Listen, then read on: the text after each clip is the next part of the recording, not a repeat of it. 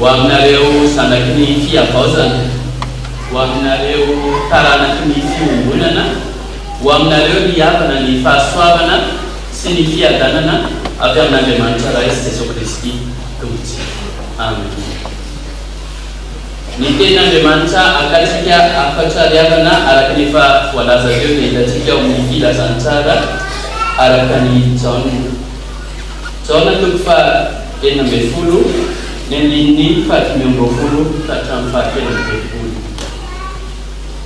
Ity ten'Andriamanitra ity riavana dia tafidy amin'ny ambara hoe afatra farany napetraky Jesosy ho an'ny mpianatra. Afatra farany napetraky Jesosy ho an'ny mpianatra. Amma afatra farany azy dia manan-danja izany. Ary tsy miankina amintsika fa rehefa mivady teo amin'ny andininy 17 tsika dia lasa vavaka nataon'i Jesosy Kristy fa tsy nanafatra intsony izy. Ary manomboka eo amin'ny andininy 19 dia miditra amin'ilay antsoina hoe lalan'ny azo fijaliana izy. Koa ny andininy 14 ity zany dia tena manan-danja tokoa ho an'ireto mpianatra ireto. Ary ho antsika kristiana koa ry havana dia tokony hanan-danja amintsika izao afatra ambaran'i Jesosy Kristy izao. Araka ny soramandry mantsy hitantsika hoe eto amin'ity toko fa 19 ity no nilazan'i Jesosy ny amin'ny ahatongavan'ny mpananatra ny fanahy masina io sy ny hiavily indray.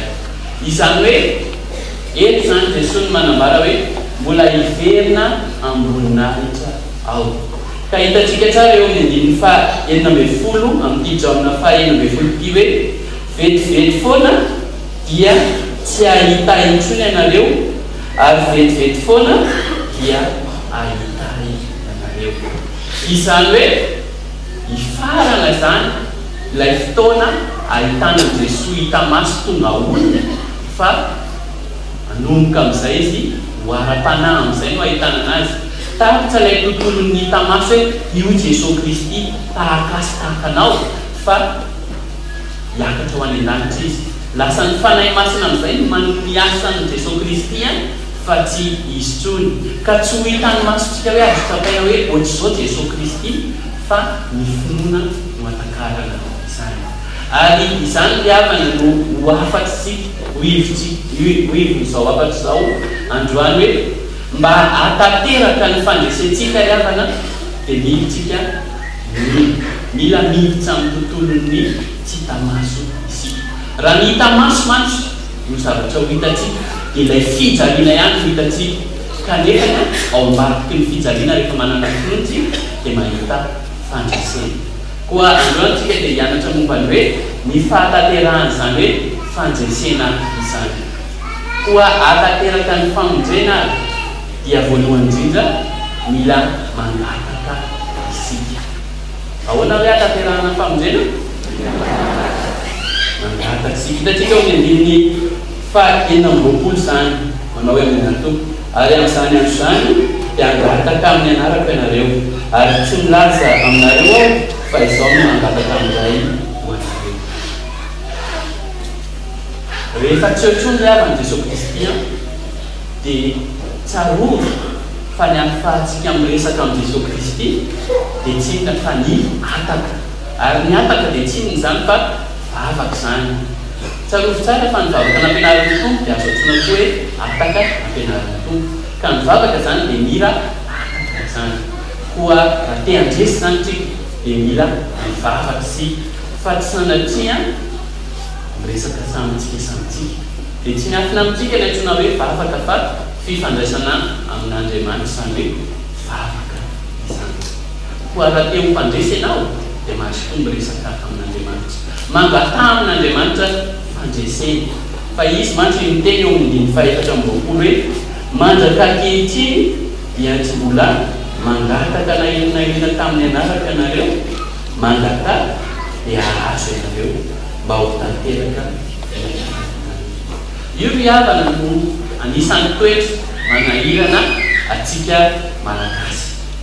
Isika te ahazo zavatra iray dia tsika tsy sa tonga dia teny ampahantsorana hoe omeo anazy zao na omeo anazy zaro fa io odinkodina kely zay tsy indrindra sika eto Antananarivo eto somary miolakolalana zay dia tonga eto nefa nisy tokony tenenina fotsiny hoe meo an'itya dia tonga dia azo amin'ny anaran'i Jesosy Kristy nefa ny no angatahana anazy dia izay ravana no atao manatsika manomboka androany rehefa mba mangataka amin'ny tompo sika aza misalasala aza miolakolana esotra zay fombafombatsika mangejitsika any fa andaotsika tena hoe amboraka zay ao am-pontsika eo amin'ny Jesosy Kristy ileritany ary rehefa mangataka sika riavana dia tena hoe ataovy amin'ny anaran'i Jesosy Kristy zany mbola tsisy olona riavana teto ambony tany mbola nodosony Jesosy Kristy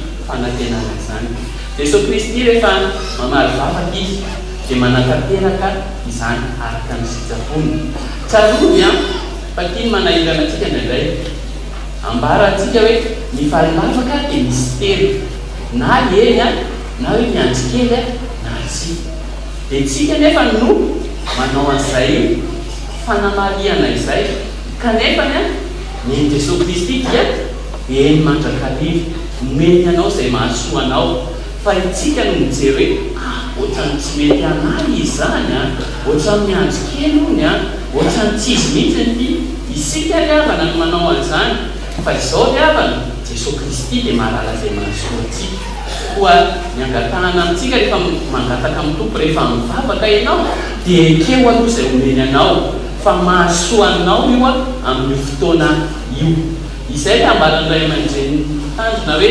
aza ianao no manery an'Andriamanitra hoe izao no ilaina dia tatenao izao tsy riavana zany fa avelao Jesosy miasa fa ny asanao dia mangataka miresaka amin'ny mandrakarivo dia nefa koa riavana rehefa mivavaka sy dia aza manao tahaka an'ilay fomba ny olona tsy dia zatra mivavaka hoe rehefa mivavaka ianao dia miataka ny atao amin'ny taonina fa ny fisaorana atao amin'ny kilao amin'ny grama kory azy fa rehefa mivavaka sy dia mba mahaiza koa misaotra hoe zao no efa vitanao dia mbola zao indray mba angatahana Jesosy zao fa matetika mantsika rehefa mangataka amin'ny tompo dia tena hoe izao no an'izao kanefa Jesosy Kristy dia mampianatra antsika mba mijery ny hafa koa rehefa manao fangatahana antsika koa ahafahanao mandresy ary eo amin'ny fiainana dia sahia mangataka amin'ny tompo fa manarakaraka hoe fangatahana riavana dia hoe sahia koa mino ahoana ny faharoa hoe mba hatateraka amin'ny fandresena sahia mino ahoana izy sahia mino dia reto mpianatry reto riavana hitatsika eo amin'ny telopolo dia izao no ambalana ary ankehitriny dia fantatsay fa mahalala ny zavatra rehetra ianao ka tsy mitady olona anontany ianao izany no inonay fanovoaka tamin'Andriamanitra ianao eto riavana dia mila mianatra isika hoe ny finoana dia tsy ilay mahazatatsika hoe fatikina ny zavatra ho avy fanehoana ny tsy hita maso tsy izay ihany ny finoana fa ny finoana koa dia ny fahalalana an Jesosy Kristy izany finoana izany io fahalalana io nefa ny riavana tsy hoe fahalalana fotsiny hoe i Jesosy Kristy hoe ay le teraka tao Betlehemy lay maty mitsangana tsy riavana fa izany le fahalalana zany riavana dia tena hoe fahalalana manokana ho anao ianao hoe mba mafantatra manokana an Jesosy Kristy ianao hoe fa mba tena fantatra hoe mba namanao akaiky i Jesosy Kristy io ianao hoe mafantatra hoe i Jesosy Kristy io no tena tomponao mpamonjy anao ankehitriny riavana dia te-hitona aminao hoe raha te hino marina ianao dia midira amin'izay fifandraisana manokana amin'ny Jesosy Kristy izay fa ny mahazatra mantsy riavana dia hoe mivavaka izay dia nino izay fa nefany tadidio tsara fa isika itsehetry izao dia mila tezay amin'ny finoana isika riavana mila mitombo isika amin'ny fahalalana ny Jesosy Kristy ka isika raha ohatra hoe eto am-piangonana makavatsy ihany no ataontsika hoe inandray no mampatao atsika ny herinandro ity fa nisan'andronao manao mba mahalala an' Jesosy Kristy ve ianao mba miantombo ve ny fahalalanao an' Jesosy Kristy sa dia hoe no mahatsiova ihany iangona indray zao amin'nahary tsy riavana aoka tsotra izany ny fiainantsika kristiana fa aoka mba tena hoe misy tena hoe fitombona amin'ny fahalalana an' Jesosy Kristy atsany isika raha androany ana fantatra fa Jesosy Kristy ny tompo raha pika mahalala hoe izy ny mpamonjy anazy satria iainako izany fa tsy hoe teneniko fotsiny ambarako izany tamin'izany raisina mpandray fanasan'ny tompo hoe manaiky aho fa Jesosy ny tompo sy mpamonjy anazy tsy riavana tsy ambara amin'ny vava fotsiny izany fanekena izany fa iainanao izany sejainao eo amin'ny fiainana izany koa izany no mitaomana anao hoe amin'izao sisa izao mba tena hoe iaino hoe rehefa fandraisana lalina amin'ny Jesosy Kristy fa izany no anananao finoana marina nambara taminao tamin'ireo afatra roa ireo ary fa mivavah ianao ary mino mba atateraka ny fandrasena hitsakotra totsika n'izany afatra izany ry havana dia andetsika mba hiaraka hitsangana anao ny hira fanampiny fahafolo ny faharoa dia mba hosaintsaika izany hoe izao hoe mba tena miaraka mino marina tokoa sady tena hoe mandeha amin'ny mahazatra fotsiny ny tena loatsika ry havana hiaraka hitsangana no ny firana fanampiny fahafolo ny bahana atao foko ny fanahin'ny Kristy mitaiza sy tsy miaraka ka mahafaly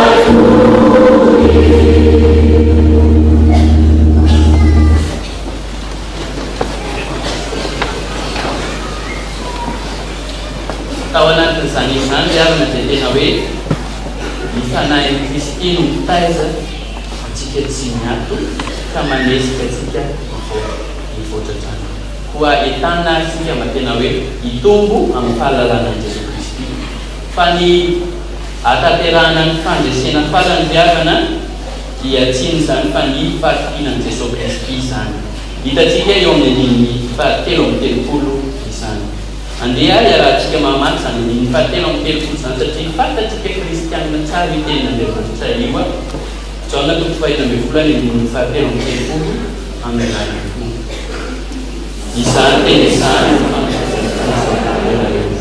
mananareo fiaratana aty amin'izao tontolo izao tanareo fahoriana nefa mafy izao tanareo izao tontolo izao.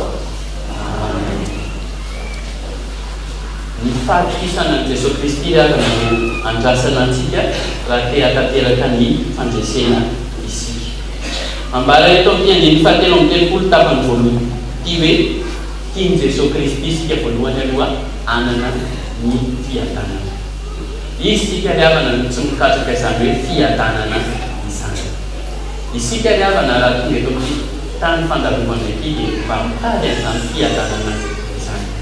Tady bio tsara mety fa Jesosy Kristy manafatra anao amin'ny alalan'ny teny fa tiany ianao hiadana ianao, fa tsy tiany ianao ho ampahoriny venjehana tahaka izao.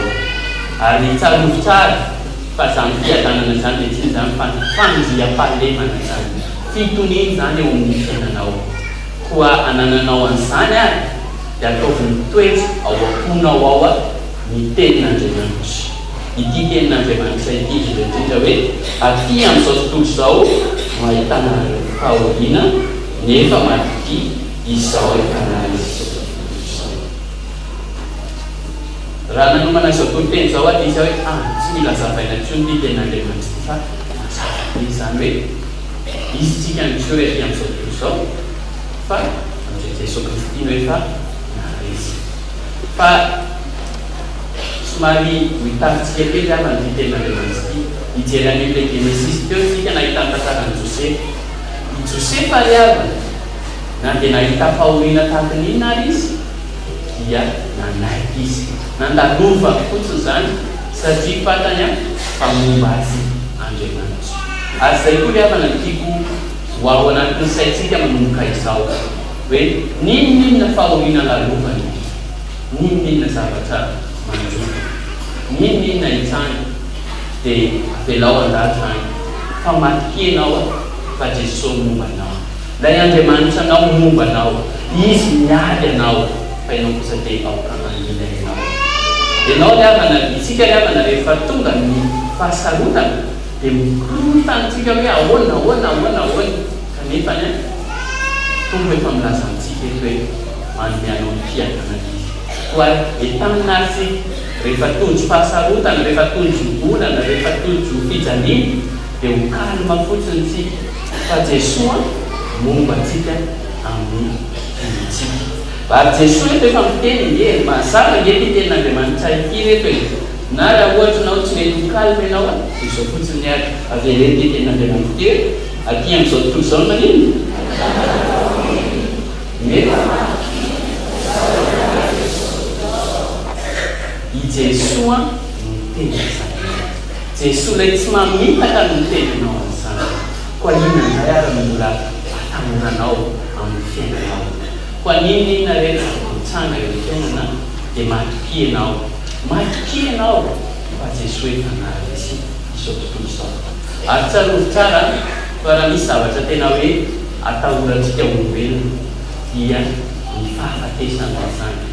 Dia tsarovy fa efa resin'i Jesosy Kristy koa izany fahafatesana izany.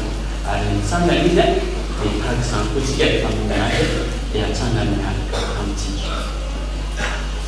Dia hijory fahavolombelona kely aminareo ary avana ho famaranako izao toteny izao indray kasika an'ity hoe aty amin'izao tontolo izao ity no ahitanareo fahoriana rehefa maty izao efa naresy izao tontolo izao. Tamin'ity taona 2015 ity dia tena hoe nandalo fotoana sarotra ao nefa fotoana mahafinaritra koa izany.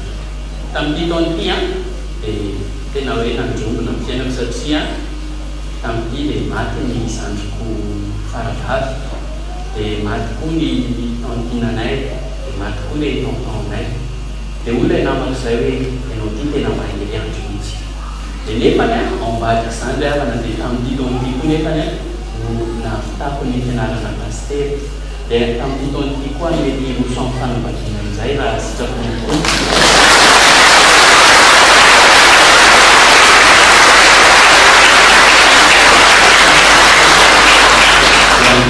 Itu saya menemukan asal misionera Anjungun Rasika untuk tahun sana. Di dalam itu orang tentang mismal kaisan dari tanah ini asal panjang macam. Di sini pun dia apa nak yang kenasi, au kasih ikan nusiawe, kena tutup tanah ini kau jadi pasti ada ini. Bah, jery Jesosy Kristy isika ilay tompo sy mpanefantonosika dia hoe matoky hoe masoanay izao tompo dia ekena izao dia tanina isika riavana mba hatateraka ny fandresena eo amintsika dia mba tena hoe angataka marina amin'ny tompo ino an' Jesosy Kristy isika ary atoky azy eo amin'ny tenantsika ho an'Andriamanitra ireny ny voninahitra fa ny fiadanana kosa dia isika amin.